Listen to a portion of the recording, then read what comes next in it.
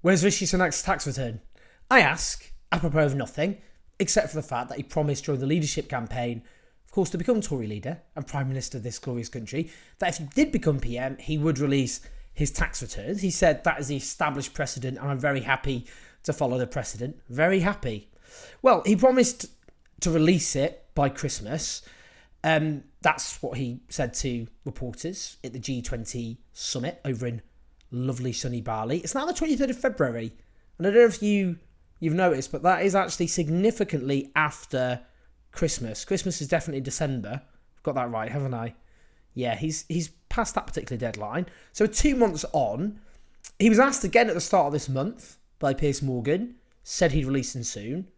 So why hasn't he? What's going on? How hard can it be to release a tax return?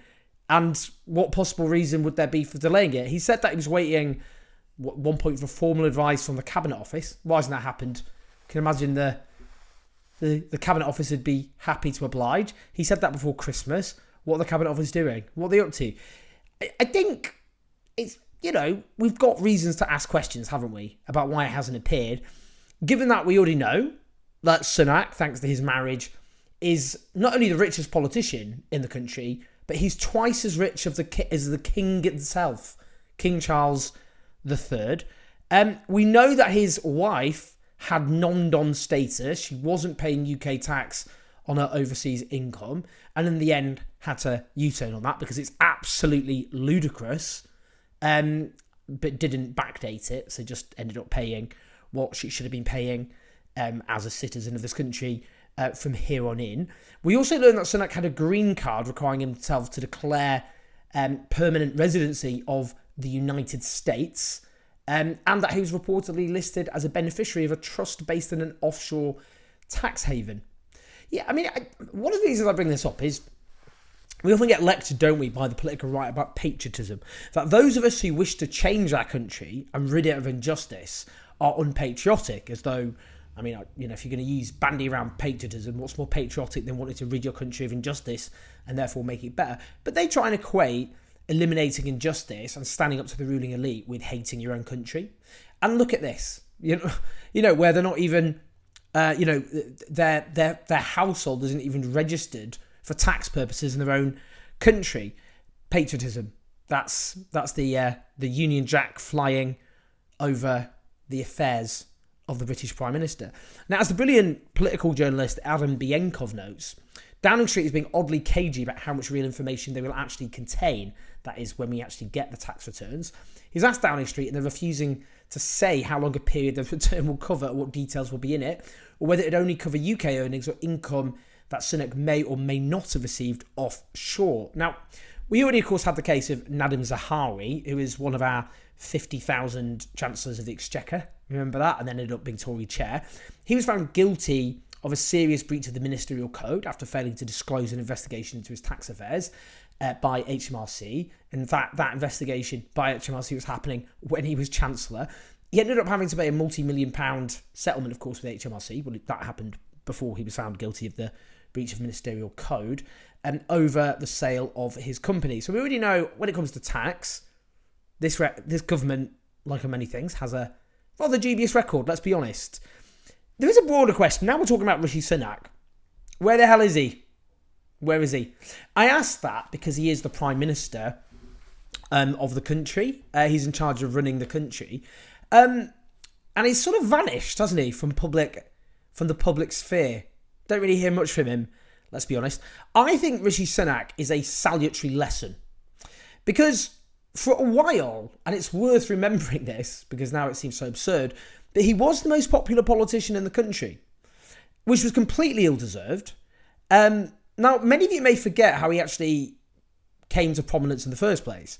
What happened after the 2019 general election is Sajid Javid. Do you remember him? He's now going to leg it as Tory MP, standing down because the Conservative Party is facing oblivion at the next election.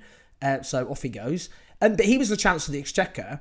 And what happened is Dominic Cummings, when he was then spin doctor to Boris Johnson, it's been a while, 2 years, he tried to impose advisors on Sajid Javid from number 10, so that the Chancellor would basically lose his own staff and they'd all have to report directly to the Prime Minister's office.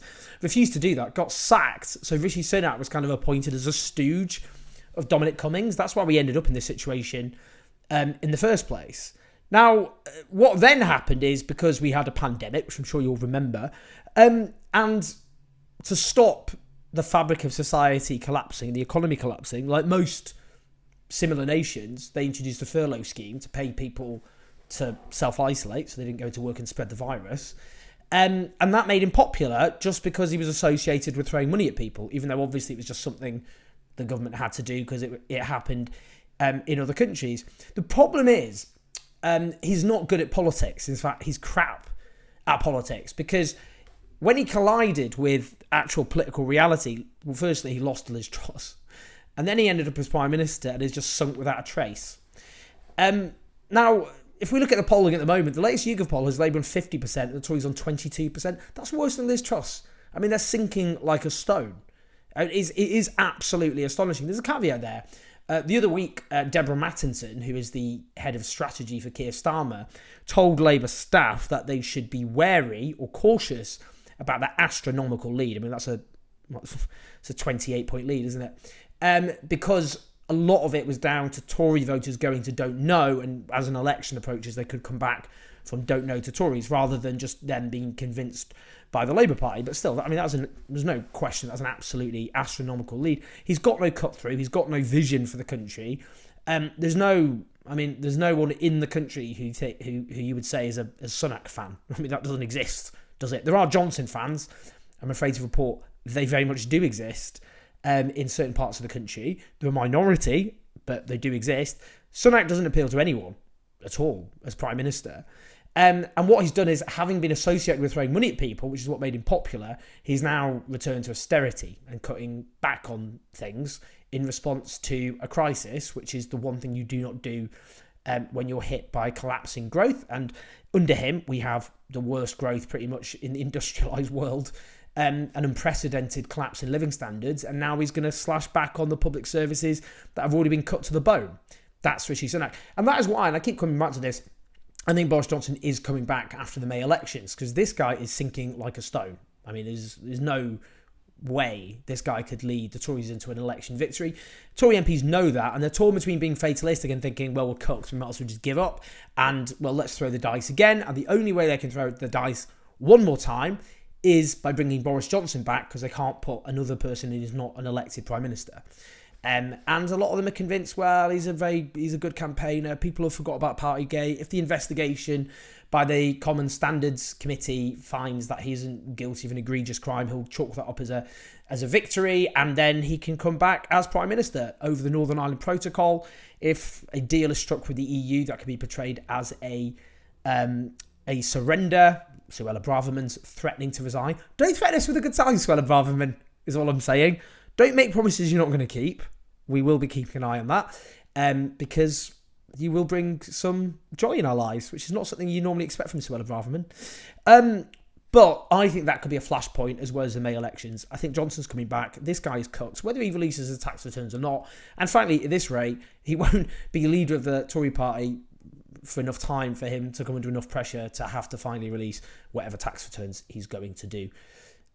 The disappearing Prime Minister, vanishing without a trace. But I guess if he was rich as Rishi Sunak, whole thing's a bit of a hobby anyway. He's going to spend the rest of his life bathing in luxury. We'll keep an eye on it. Please like, subscribe, support us on patreon.com/. I'll see you in a bit.